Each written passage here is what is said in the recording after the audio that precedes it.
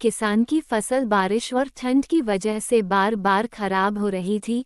उसने भगवान से प्रार्थना की कि अब से मौसम उसकी जरूरत के हिसाब से चलना चाहिए। भगवान ने तथास्तु कह दिया। एक प्रचलित कथा के अनुसार पुराने समय में एक किसान की फसल बार बार खराब हो रही थी। कभी तेज बारिश की वजह से, कभी तेज धूप की वजह से, कभी ठंड की वजह से उसकी फसल पनप नहीं पा रही थी।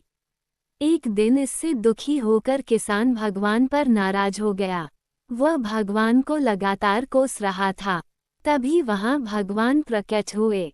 किसान ने भगवान से कहा कि भगवान, आपको खेती की बिल्कुल भी जानकारी नहीं है। आपकी गलत समय पर बारिश कर देते हो, कभी भी तेज धूप और ठंड बढ़ा देते हो।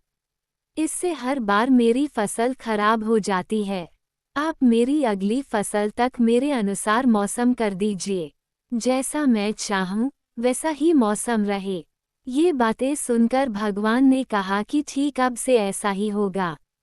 ये बोलकर वे अंतर्ध्यान हो गए। अगले दिन से किसान ने फिर से गेहूं की खेती शुरू कर दी। अब जब वह बारिश चाहता था तब बारिश होती, फसल के लिए जब उसे धूप की जरूरत होती तब धूप निकलती। इस तरह उसकी इच्छा के अनुसार मौसम चल रहा था। धीरे धीरे उसकी फसल तैयार हो गई। हरे भरे खेत को देखकर किसान बहुत खुश था। जब फसल कटाई का समय आया तो उसने देखा कि फसल की बालियों में गेहूं थे ही नहीं, सब की सब खोखली बालियां थीं।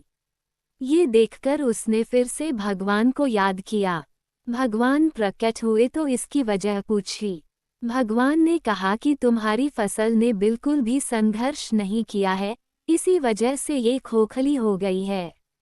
जब फसलें तेज बारिश में, तेज हवा में खुद को बचाए रखने का संघर्ष करती है, तेज धूप से लड़ती है, तभी उसमें दाने बनने की प्रक्रिया शुरू होती है। जिस तरह सोने को चमकने के लिए आग में तपना पड़ता है, ठीक उसी तरह फसलों के लिए भी संघर्ष जरूरी होता है। ये बात किसान को समझ आ गई और उसे अपनी भूल का एहसास हो गया।